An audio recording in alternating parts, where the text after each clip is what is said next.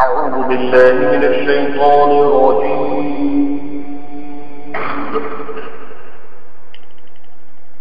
بسم الله الرحمن الرحيم.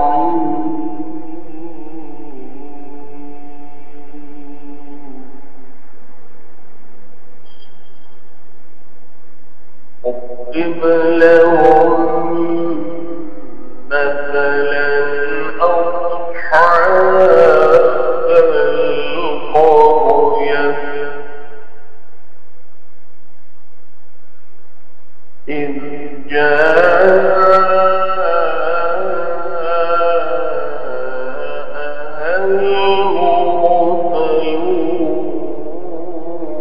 المرسلون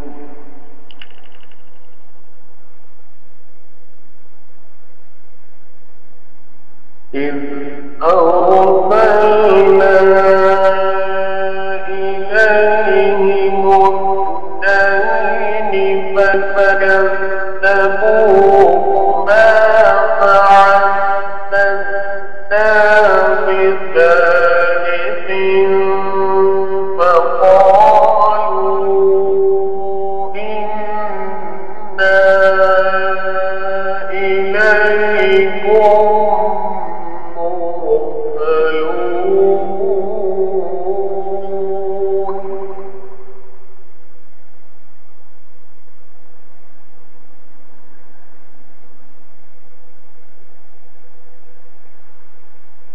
قالوا ما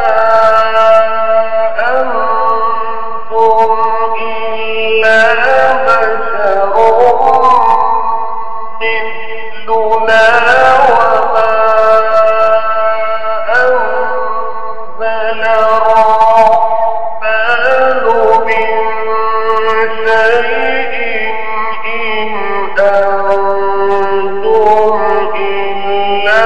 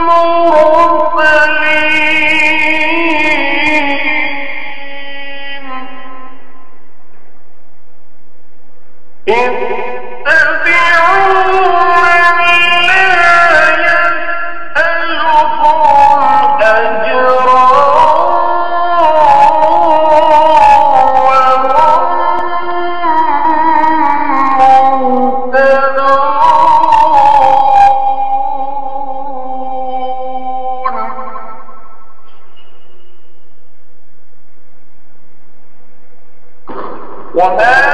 لي لا أعبد الذي فطرني وإليه ترجعون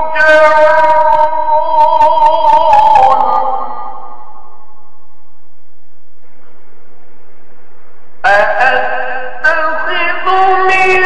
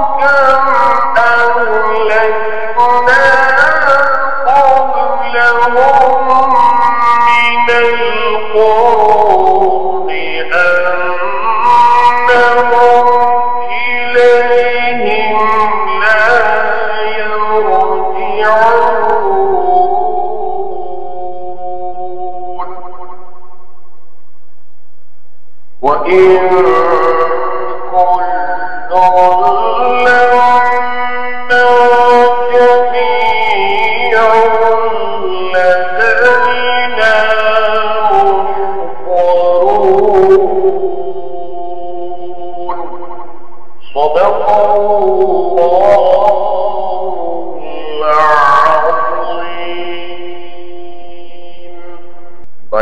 پارے کے آخر میں اور 23 پارے کی ابتدا میں سورہ یاسین کی آیات 13 سے 32 تک پڑھی گئی، ترجمہ سماعت فرمائی ہوئی اور بیان کر ان کے واسطے ایک مثال اس قوم کے لوگوں کی جب کہ آئے اس میں بھیجے ہوئے، جب بھیجے ہم نے ان کی طرف دو تو ان کو جھٹلایا، پھر ہم نے قوت دی تیسرے سے، تب کہا انہوں نے ہم تمہاری طرف آئے ہیں بھیجے ہوئے۔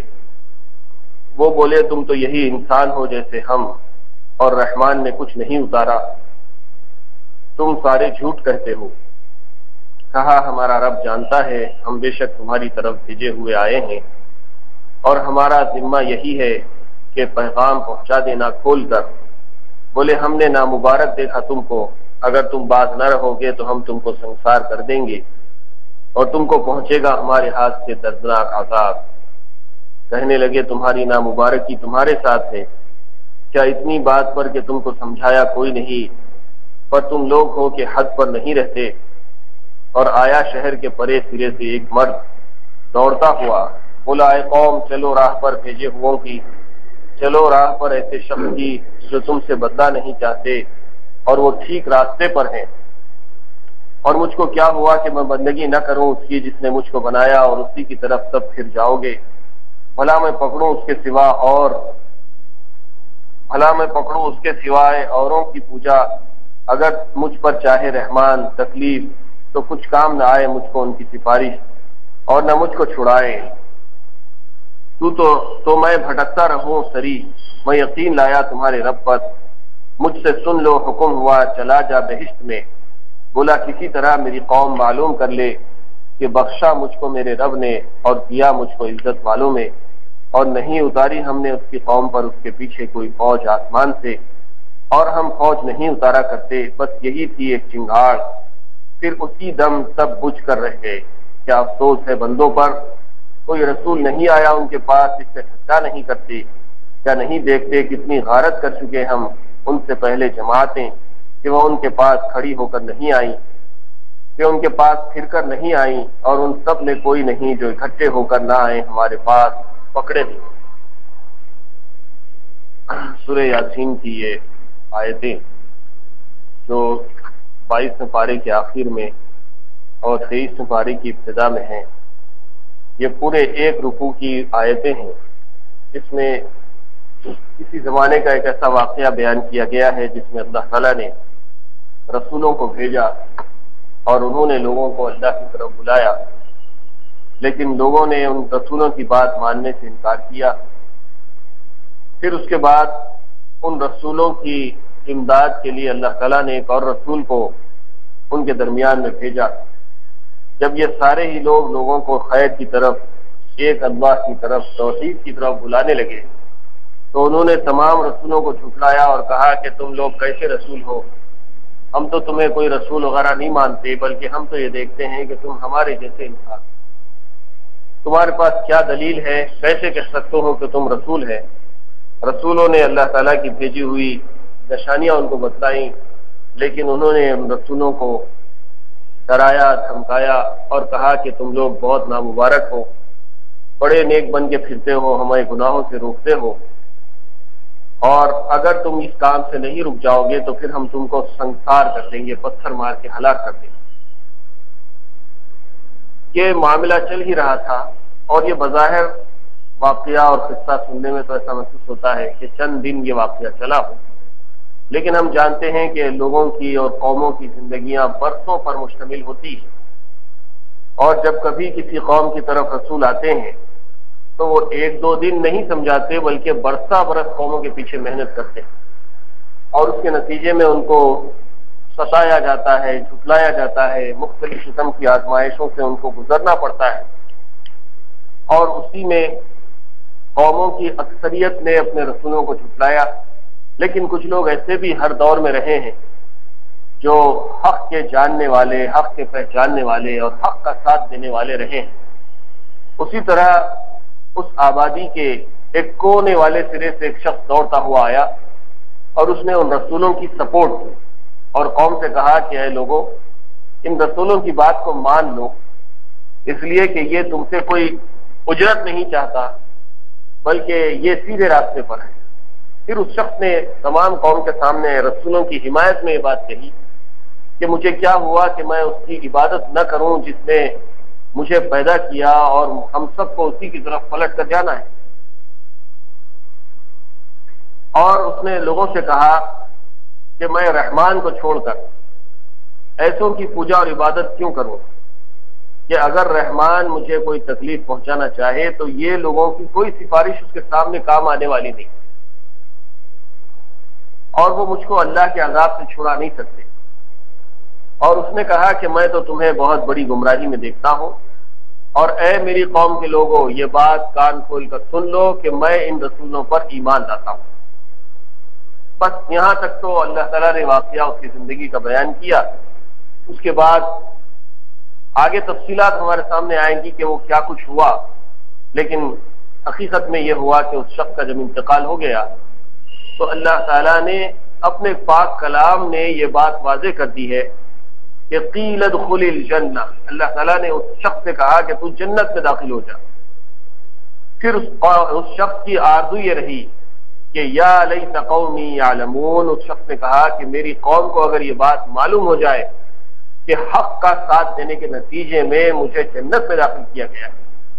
بما غفر لی ربی وجعلنی من المکرمین، کہ میرے رب نے مجھے معاف کر دیا اور مجھے عزت دار لوگوں میں شامل کیا۔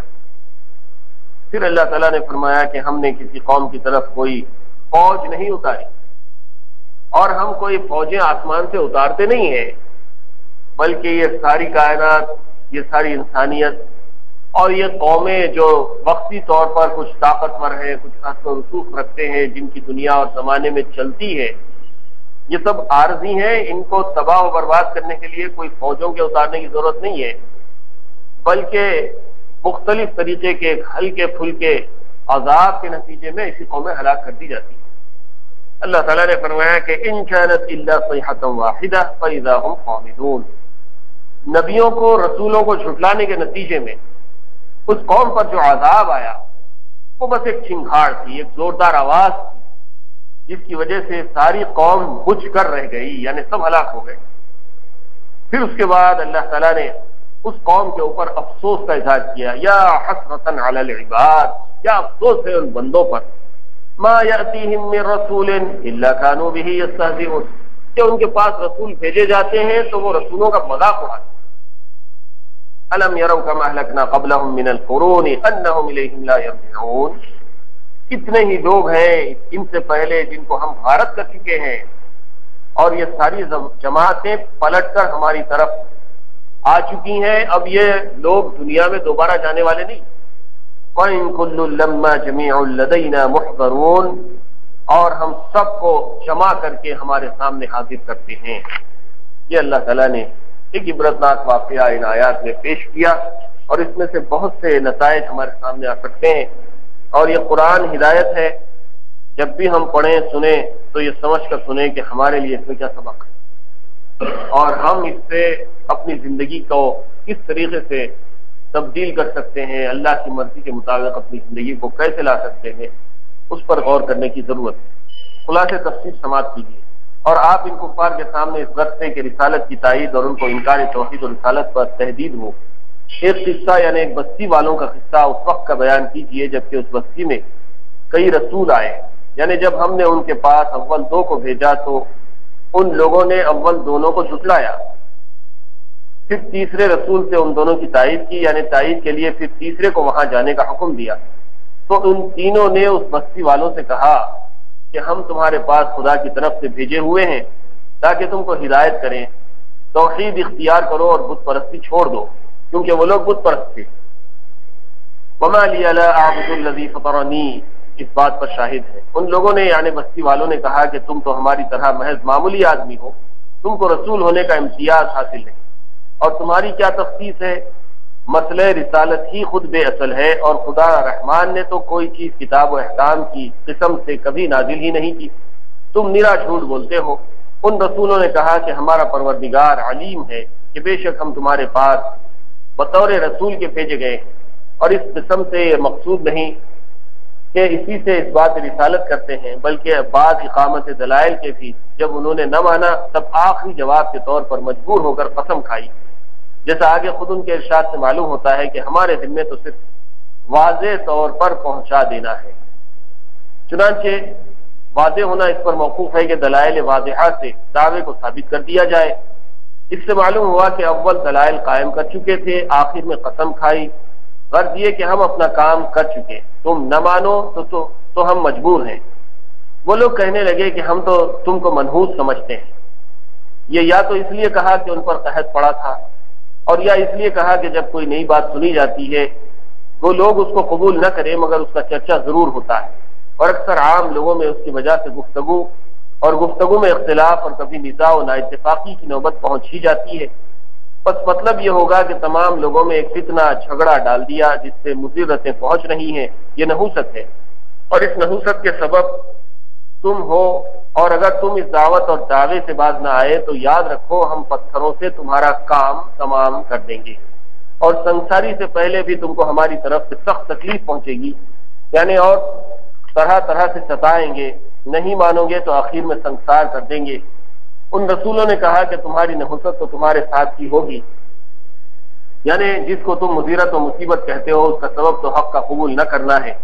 اگر حق قبول کرنے پر متفق ہو جاتے نہ یہ جھگڑے اور فتنے ہوتے، نہ قحط کے عذاب میں مبتلا ہوتے۔ رہا پہلا اتفاق بت پرستی پر،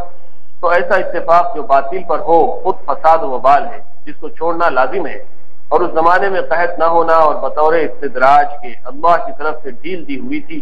یا اس وجہ سے تھا کہ اس وقت تک ان لوگوں پر حق واضح نہیں ہوا تھا، اور اللہ کا قانون ہے کہ حق کو واضح کرنے سے پہلے کسی کو عذاب نہیں دیتے، جیسا کہ ارشاد ہے حتی یبین لہم ما یتقون۔ اور یہ ڈھیل یا حق کا نہ ہونا بھی تمہاری ہی غفلت اور جہالت اور شامت اعمال تھی۔ اس سے معلوم ہوا کہ ہر حال میں اس نحوست کا سبب خود تمہارا فعل تھا۔ کیا اس کو نحوست سمجھتے ہو کہ تم کو نصیحت کی جائے جو بنیاد سعادت کی ہے؟ یہ تو واقع میں نحوست نہیں بلکہ تم خود حد عقل و شرع سے نکل جانے والے لوگ ہو، بس مخالفت شرع سے تم پر یہ نحوست آئی، اور مخالفت عقل سے تم نے اس کا غلط سبب سمجھا۔ اور اس گفتگو کی خبر جو شائع ہوئی تو ایک شخص مسلمان تھا اس شہر کے کسی دور مقام سے جو یہاں سے دور تھا، یہ خبر سن کر اپنی قوم کی خیرخواہی کے لیے ان رسولوں کا وجود، قوم کی فلاح کی یا رسولوں کی خیرخواہی کے لیے کہیں یہ لوگ ان کو قتل نہ کر دیں، دوڑتا ہوا یہاں آیا اور لوگوں سے کہا اے میری قوم ان رسولوں کی راہ پر چلو، ضرور ایسے لوگوں کی راہ پر چلو جو تم سے کوئی معاوضہ نہیں مانگتے،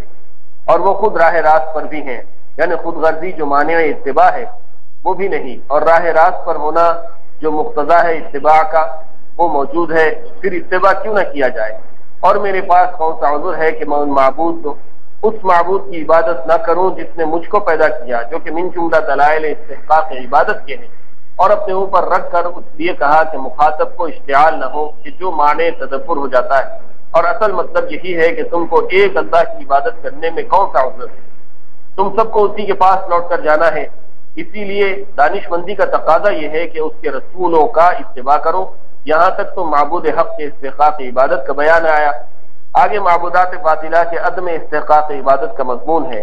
یعنی کیا میں خدا کو چھوڑ کر اور ایسے معبود قرار دے لوں جن کی کیفیت بے بسی کی یہ ہے کہ اگر خدائے رحمان مجھ کو کچھ تکلیف پہنچانا چاہے تو نہ ان معبودوں کی سفارش میرے کام آئے گی اور نہ وہ مجھ کو خود اپنی قدرت اور زور کے ذریعے اس تکلیف سے چھڑا سکیں گے، یعنی نہ وہ خود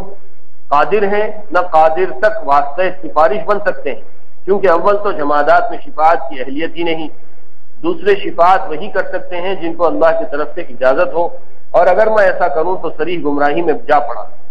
یہ بھی اپنے اوپر رکھ کر ان لوگوں کو سنانا ہے میں تو تمہارے پروردگار پر ایمان لا چکا،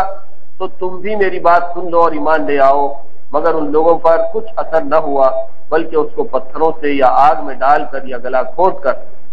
جیسا کہ روایات میں ہے، شہید کر ڈالا۔ شہید ہوتے ہی اس کو خدا کی طرف سے ارشاد ہوا کہ جا جنت میں داخل ہو جا۔ اس وقت بھی اس کو اپنی قوم کی فکر ہوئی، کہنے لگا کہ کاش میری قوم کو یہ بات معلوم ہو جاتی کہ میرے پروردگار نے ایمان اور اتباع رسول کی برکت سے مجھ کو بخش دیا اور مجھ کو عزت داروں میں شامل کر دیا، تو اس حال کو معلوم کر کے وہ بھی ایمان لے آتے اور اسی طرح وہ بھی مغفور و مکرم ہو جاتے. اور جب ان بستی والوں نے رسول اور متبع رسول کے ساتھ یہ معاملہ کیا تو ہم نے ان سے انتقام لیا، اور انتقام لینے کے لیے ہم نے اس شخص شہید کی قوم پر اس کی شہادت کے بعد کوئی لشکر فرشتوں کا آسمان سے نہیں اتارا، اور نہ ہم کو اتارنے کی ضرورت تھی، کیونکہ ان کا ہلاک کرنا اس پر موقوف نہ تھا کہ اس کے لیے کوئی بڑی جمعیت لائی جاتی. وہ سزا ایک سخت آواز تھی جو جبریل علیہ السلام نے کر دی، یا صیحہ سے مطلق عذاب مراد ہو جس کی تعین نہیں کی گئی، جیسا کہ سورہ مومنون کی آیت فَأَخَذَهُمُ الصَّيْحَةُ کی تفسیر میں گزر چکا ہے، اور وہ سب اسی دم اس سے بجھ کر یعنی مر کر رہ گئے. آگے قصے کا انجام بتلانے کے لیے مکذبین کی مذمت فرماتے ہیں کہ افسوس ایسے بندوں کے حال پر کہ کبھی ان کے پاس کوئی رسول نہیں آیا جس کی انہوں نے ہنسی نہ اڑائی. کیا ان لوگوں نے اس پر نظر نہیں کی کہ ہم ان سے پہلے بہت سی امتیں اسی تکذیب و استہزاء کے سبب غارت کر چکے تھے کہ وہ پھر ان کی طرف دنیا میں لوٹ کر نہیں آتے. اگر اس میں غور کرتے تکذیب و استہزاء سے باز آ جاتے، اور یہ سزا تو مکذبین کو دنیا میں دی گئی، اور پھر آخرت میں ان سب میں کوئی ایسا نہیں جو مجتمع طور پر ہمارے روبرو حاضر نہ کیا جائے، وہاں پھر سزا ہوگی اور وہ سزا دائمی ہوگی. اس واقعے کی تفصیل ہے جو خلاصے تفسیر میں بیان کی گئی. اس واقعے کی ایک اہم جز کے طور پر یہ بات سامنے آ گئی کہ وہ جو شخص آیا تھا رسولوں کی حمایت کرنے کے لیے، اس کو لوگوں نے ہلاک کر دیا، یعنی اس کو شہید کر دیا. مختلف باتیں ہیں، آگے اس کی تفصیل آئی ہیں. کسی نے کہا کہ اس کو آگ میں ڈال دیا گیا، کسی نے کہا کہ اس کو پتھر مار کر ہلاک کیا گیا. بہرحال کوئی ایسا کام کیا گیا جس سے اس کی جان چلی گئی، اور جیسے ہی وہ شہید ہوا تو اللہ تعالیٰ نے اس سے کہا کہ قیل ادخل الجنہ، کہ تو جنت میں داخل ہو. جیسے اس کو جنت میں داخلے کا حکم دیا گیا، اس کی آرزو یہ تھی کہ قال یا قومی، اے کاش کہ میری قوم اس حقیقت کو جانتی کہ میرے رب نے مجھے جنت میں داخل کر دیا اور مجھے بخش دیا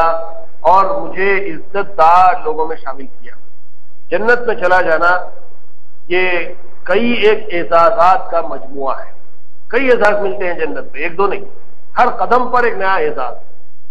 اس میں سب سے بڑا اعزاز تو یہ ہے کہ اللہ تعالیٰ گناہوں کی معافی کا اعلان کرتا ہے، اور آدمی کے گناہ معاف ہو جاتے ہیں تو پھر وہ جنت کا مستحق ہو جاتا ہے. اور جب جنت کا مستحق ہو جاتا ہے تو پھر اس کے بعد جنت کی ہر نعمت اور ہر اعزاز اس کے حصے میں آتا رہتا ہے. یہی بڑی عزت ہے. اور ان تمام عزتوں کے مجموعے کو اس شخص نے بیان کیا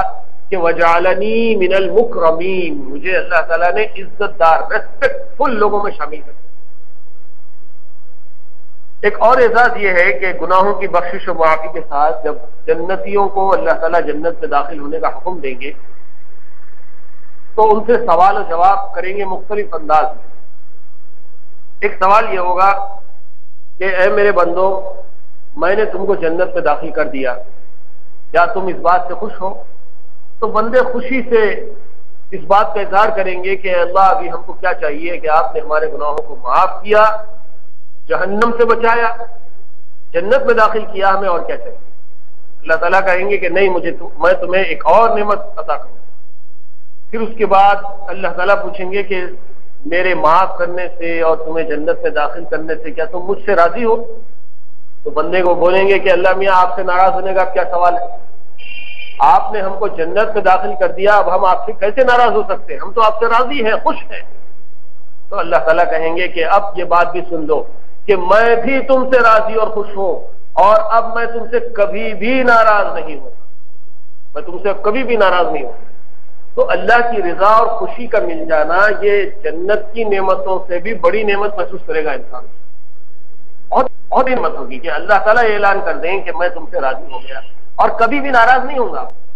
کسی کو راضی کرنا آسان کام نہیں ہے، بڑے لوگوں کو راضی کرنا، اور اللہ تو احکم الحاکمین ہے، اللہ کو راضی کرنا بھی کوئی آسان کام نہیں ہے. اور جب کوئی بندہ اس سطح پہ پہنچ جائے کہ اللہ تعالیٰ اس سے رضا کا اظہار کریں تو اس کے لیے خوشی کا کیا ٹھکانہ ہو سکتا ہے. اور پھر یہ بھی اعلان کر رہے ہیں کہ آئندہ میں کبھی بھی تم سے ناراض نہیں ہوں گا. یہ کتنی بڑی دولت. کسی کو آپ راضی کرے، خوش کرے، وقتی طور پر وہ خوش ہو گیا، پھر آپ سے کوئی ایسی غلطی ہو سکتی ہے یا اس کا موڈ کبھی آف ہو سکتا ہے اور وہ آج ہے کل ناراض ہو سکتا ہے،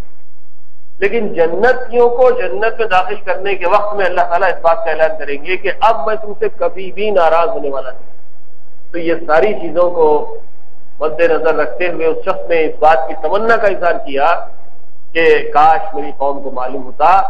کہ بما غفر لی ربی وجعلنی من المکرمین، کہ میرے رب نے میرے گناہوں کو معاف کر دیا اور مجھے عزت دار لوگوں میں شامل کیا۔ اب اس کے مسائل سامنے آ رہے ہیں۔ وَضْرِبْ لَهُمْ مَثَلًا أَصْحَابَ الْقَرْيَةِ، ضرب مثل کسی معاملے کو ثابت کرنے کے لیے اسی جگہ اسی جیسے واقعے کی مثال بیان کرنے کو کہتے ہیں۔ اوپر جن منکرین نبوت اور رسالت کفار کا ذکر آیا ہے اس کو متنبع کرنے کے لیے قرآن کریم بطور مثال کے پہلے زمانے کا ایک قصہ بیان کرتا ہے جو ایک بستی میں پیش آیا۔ اب ہم جانتے ہیں کہ جس وقت قرآن کریم نازل ہو رہا تھا، حضور نبی کریم صلی اللہ علیہ وسلم کی حیات طیبہ اور نبوت دونوں کا آغاز مکے میں ہوا۔ نبوت کا آغاز بھی مکے میں ہوا اور حضور کی زندگی کا آغاز بھی مکے میں ہوا۔ زندگی کے 40 سال تو مکے کے لوگوں میں حضور نبی کریم صلی اللہ علیہ وسلم بڑی عزت و توقیر کے ساتھ گزارتے رہے، لیکن جس سے ہی آپ نے نبوت کا اظہار کیا، قرآن مجید لوگوں کے سامنے پیش کیا، تو قرآن مجید میں جگہ جگہ ہم کو ایسے واقعات مل رہے ہیں جس سے معلوم ہوتا ہے کہ حضور صلی اللہ علیہ وسلم کو سخت ترین حالات سامنے آنے لگے اور لوگ مخالفت پر اتر آئے۔ مختلف طریقے سے حضور صلی اللہ علیہ وسلم کو ستایا گیا، تکلیفیں دی گئی، ذہنی اور روحانی تکالیف بھی پہنچائی گئی، اور ذہنی اور روحانی تکالیف ہی میں یہ بھی داخل ہے کہ حضور صلی اللہ علیہ وسلم کو نبوت کے دعوے میں جھوٹا ہونے کا الزام لگایا گیا کہ آپ کیسے نبی ہو سکتے ہیں، آپ اگر نبی ہیں تو آپ تو ہمارے ساتھ بازاروں میں چلتے پھرتے ہیں۔ ما لی ھذا الرسول یاکلون الطعام ویمشون فی الاسواق، سورہ فرقان میں، یہ کیسے نبی ہیں کہ ہمارے جیسا کھانا کھاتے ہیں، بازاروں میں پھرتے ہیں۔ لوگوں نے کہا کہ اگر ان کے ساتھ کوئی فرشتے نازل ہو جاتے تو ہم ان کو نبی مان لیتے۔ کسی نے کہا کہ یہ تو معمولی آدمی ہے، غریب آدمی ہے، کھانا ان کے پاس برابر نہیں، کپڑا ان کو نصیب نہیں، رہنے کے لیے کوئی عالیشان عمارت اور محل نہیں، ان کو محنت مزدوری کرنی پڑتی ہے، بکریاں چرانی پڑتی ہیں، اگر ان کے پاس مال دولت ہوتی اور سونا چاندی ان کے پاس ہوتا تو ہم ان کو نبی مانتے۔ ایسی مختلف باتیں حضور صلی اللہ علیہ وسلم کے بارے میں لوگ کیا کرتے تھے اور پیچھے نہیں بولتے تھے بلکہ سامنے بولتے تھے۔ ظاہر ہے کہ حضور صلی اللہ علیہ وسلم کو یہ سب باتیں سن کر بڑی تکلیف ہوتی تھی، بڑا دکھ ہوتا تھا، اور قرآن کا انکار کرتے تھے کہ یہ تو آپ کسی کے پاس سے گھڑ کے لا لیے ہیں، یہ قصے ہیں، یہ کہانیاں ہیں، یہ جادوگری کی باتیں ہیں، یہ شاعری ہے، یہ کہانت ہے، وغیرہ وغیرہ۔ تو انہی قسم کی باتوں کے رد کے لیے اور حضور صلی اللہ علیہ وسلم کی حمایت کے میں اللہ تعالیٰ نے ایسی بہت سی آیتیں اور کئی واقعات بیان کیے ہیں، اسی میں پورا سورہ یاسین بھی ہے۔ یاسین والقرآن الحکیم انک لمن المرسلین، یہ جو 3 آیتیں ہیں یہ خود بتا رہی ہیں کہ یہ قرآن حکیم ہے، والقرآن الحکیم، قرآن حکیم کی قسم، انک لمن المرسلین، بے شک آپ رسولوں میں سے۔ یہ سورہ یاسین پورے کا پورا حضور صلی اللہ علیہ وسلم کی نبوت کے حق میں نازل ہوا کہ حضور صلی اللہ علیہ وسلم جو نبوت کا دعویٰ کر رہے ہیں اور اس کلام کو اللہ کا کلام بتا کر پیش کر رہے ہیں، یہ بات بالکل سچ ہے، اس میں کوئی جھوٹ نہیں ہو سکتی۔ اسی سلسلے میں اب یہ واقعہ بیان کیا گیا۔ اس سے پہلے کے رکوع میں بہت ساری باتیں آئیں اور اب اس واقعے کی طرف آیتیں ہیں۔ وَاضْرِبْ لَهُمْ مَثَلًا أَصْحَابَ الْقَرْيَةِ، یہ مکے کے لوگ اگر آپ کی بات نہیں مانتے تو اے نبی صلی اللہ علیہ وسلم آپ ان کو اس بستی والوں کا قصہ بھی سنا دیجیے جو بستی والے انہی بستی والوں کے جیسے، مکے والوں کے جیسے تھے، بت پرست تھے، رسولوں کی بات نہیں مانتے تھے، آخرت کا انکار کرتے تھے، اور جو رسولوں کی بات مان لیتا اس کو ستاتے، تکلیفیں دیتے تھے، اس کو مار کے شہید کر دیتے تھے۔ ایسا ہی واقعہ ان لوگوں کو سنا دیے۔ وَاضْرِبْ لَهُمْ مَثَلًا أَصْحَابَ الْقَرْيَةِ، وہ کون سی بستی ہے جس کا ذکر اس قصے میں آیا ہے؟ قرآن کریم نے اس بستی کا نام نہیں بتایا۔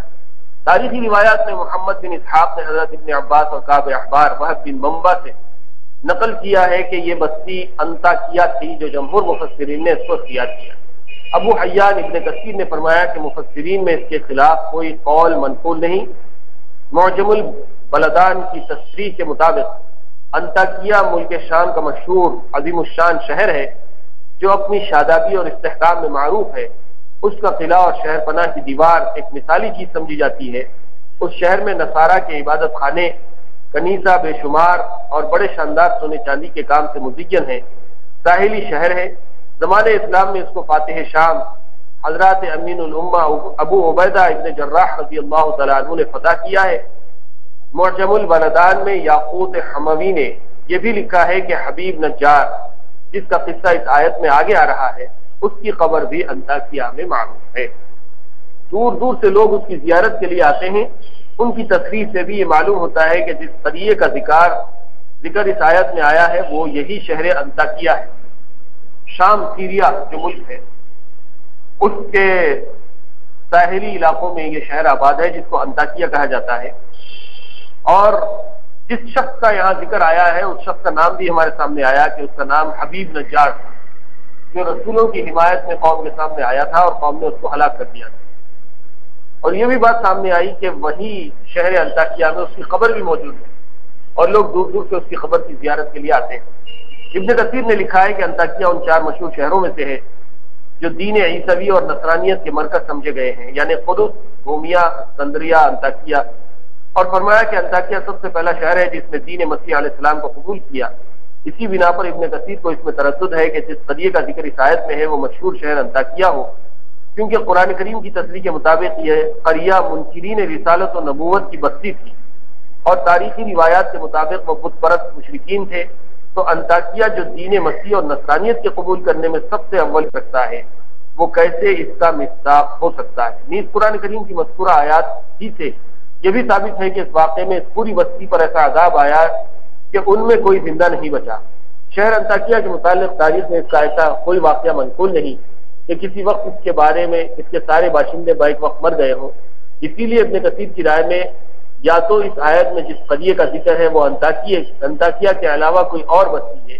یا پھر انطاکیہ نام ہی کی کوئی دوسری بستی ہے جو مشہور شہر انطاکیہ نہیں ہے۔ صاحب فتح المنان نے ابن کثیر کی ان اشکالات کے جواب بھی دیے ہیں، مگر سہل اور بے غبار بات وہی ہے جس کو حضرت حکیم الامت نے بیان القرآن میں اختیار فرمایا ہے کہ آیات قرآن کا مضمون سمجھنے کے لیے اسی بستی کی تعین ضروری نہیں، اور قرآن کریم نے اس کو مبہم رکھا ہے، تو ضرورت یہ کیا ہے کہ اس کی تعین پر اتنا زور خرچ کیا جائے؟ سلف صالحین کا ارشاد کہ ابہموا ما ابہمہ اللہ، یعنی جس چیز کو اللہ نے مبہم رکھا ہے تم بھی اسے مبہم ہی رہنے دو، اس کا مقتضا بھی یہی ہے۔ ایک اہم بات کی بحث یہاں آئی کہ جس بستی کا ذکر وَاضْرِبْ لَهُمْ أَصْحَابَ الْقَرْيَةِ، قریہ کہتے ہیں بستی کو، آبادی کو، لوکیلٹی، یہ کوئی بلد کا نام بھی نہیں ہے، پورے شہر کا نام نہیں ہے، ایک بستی تھی۔ اور اس بستی کے بارے میں مختلف مفسرین کے جو خیالات ہیں وہ ہمارے سامنے آئے۔ ایک خیال تو انطاکیہ کے بارے میں، لیکن تفسیر ابن کثیر نے انطاکیہ کے ہونے پر شبہ ظاہر کیا۔ اب شبہ کیا جائے یا کسی ایک شہر کو فکس کیا جائے کہ یہی شہر ہے، یہی بستی ہے جس میں واقعہ پیش آیا، اس کی کوئی خاص ضرورت نہیں ہے۔ جس چیز کو اللہ تعالیٰ نے واضح کر کے بیان نہیں کیا ہے اس کو واضح کرنے کی بھی کوئی خاص ضرورت نہیں ہے۔ چاہے دنیا کے کسی بھی علاقے میں، کسی بھی بستی میں، کسی بھی شہر میں واقعہ پیش آیا ہو، لیکن واقعے کا نتیجہ کیا ہے، اس کا لیسن کیا ہے، اس کا سبق کیا ہے، وہ سب سے زیادہ اہمیت رکھتا ہے۔ اور اسی کی طرف قرآن مجید نے زور دے کر کہا ہے کہ بستی چاہے کوئی بھی رہنے دو، رسول ان کے پاس آئے، لوگوں نے رسولوں کا انکار کیا، تیسرا رسول ان کے پاس بھیجا گیا، تینوں رسولوں کو جھٹلایا گیا، پھر ایک شخص آیا شہر کے کنارے سے، اس نے بھی رسولوں کی حمایت کی، لوگوں نے اس شخص کو ہلاک کر دیا، تو اللہ تعالیٰ نے رسولوں کی حمایت کرنے والے شخص کو جنت میں داخل کیا، اس کے گناہوں کو معاف کیا، اس کو عزت و اکرام سے نوازا، اور جو لوگ رسولوں کے انکار کرنے والے تھے ان پر اللہ کا عذاب آیا، ایک چنگھار آئی، ایک زوردار کی جھڑکی یا زوردار کی آواز، جس کی وجہ سے ساری قوم ہلاک کر دی گئی۔ اب یہ کسی بھی بستی کے رہنے والے کیوں نہ ہو، اہل مکہ کو یہ واقعہ سنایا جا رہا ہے اور مکے والوں کو یہ واقعہ سنا کر اس طرف متوجہ کیا جا رہا ہے کہ تم بھی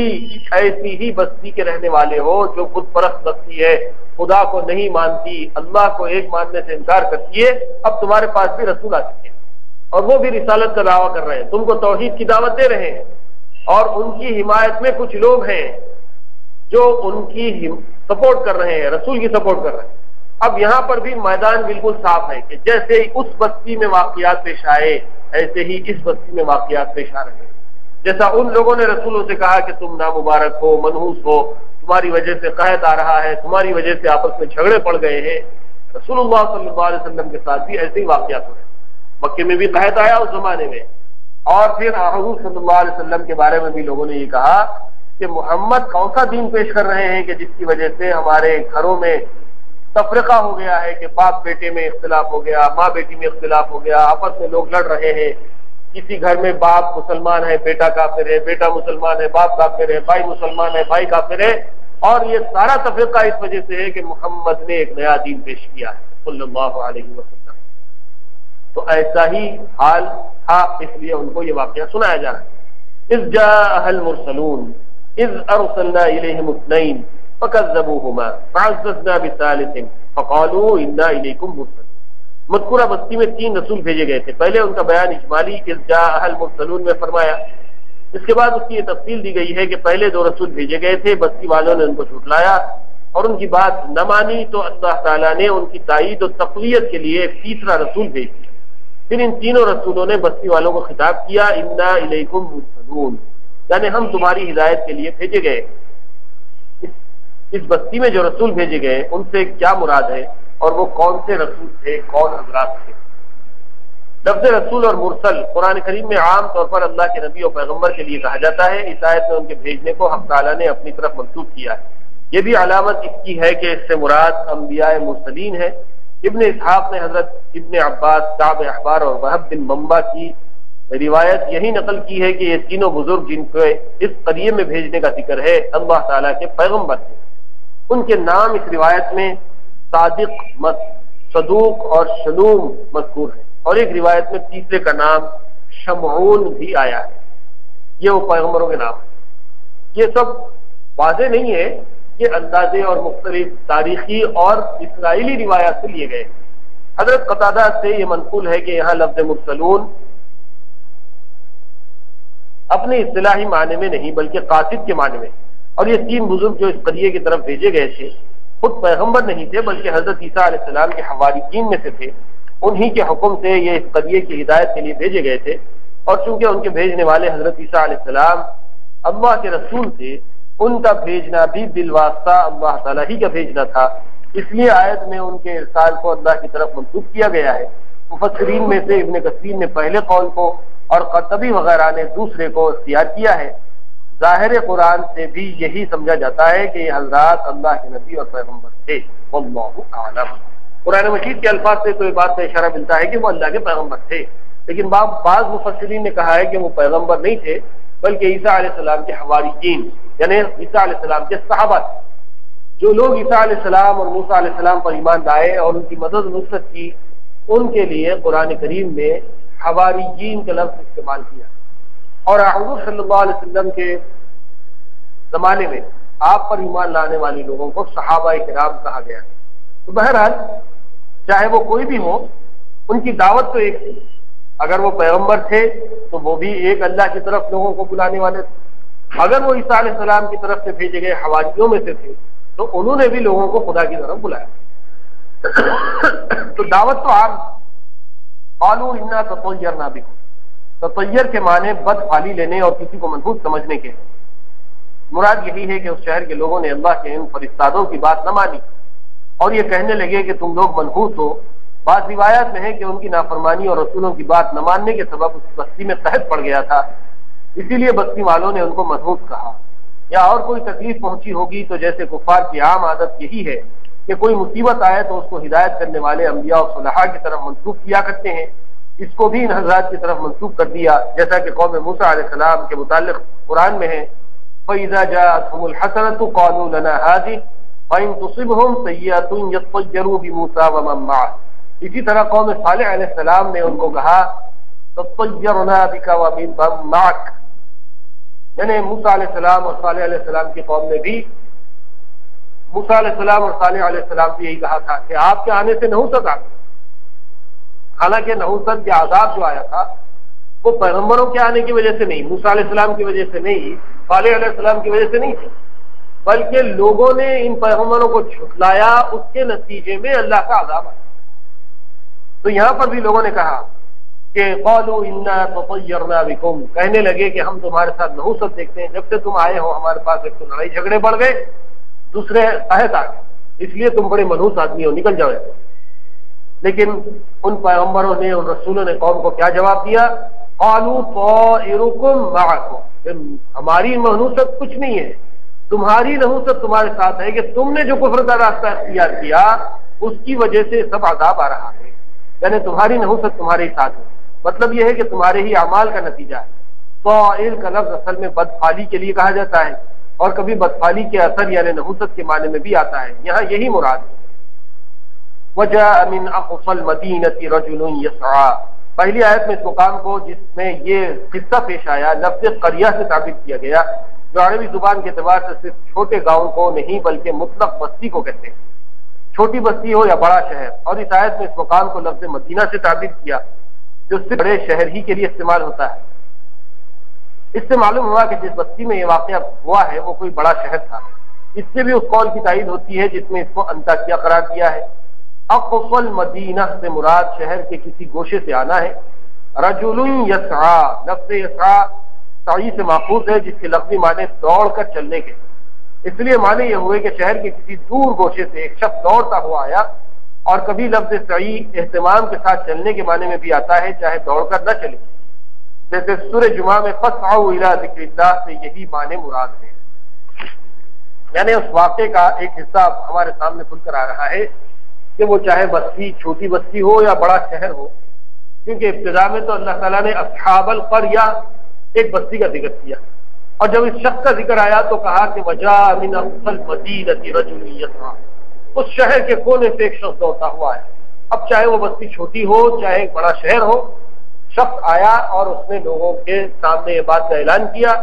کہ میں ان رسولوں کی حمایت کرتا ہوں اور تم کو کہتا ہوں کہ تم ان رسولوں کی بات مانو جو صحیح ہیں، سچے ہیں، اور تم سے اپنے کام کا کوئی عوض، کوئی معاوضہ نہیں چاہتے، کوئی اجرت نہیں چاہتے۔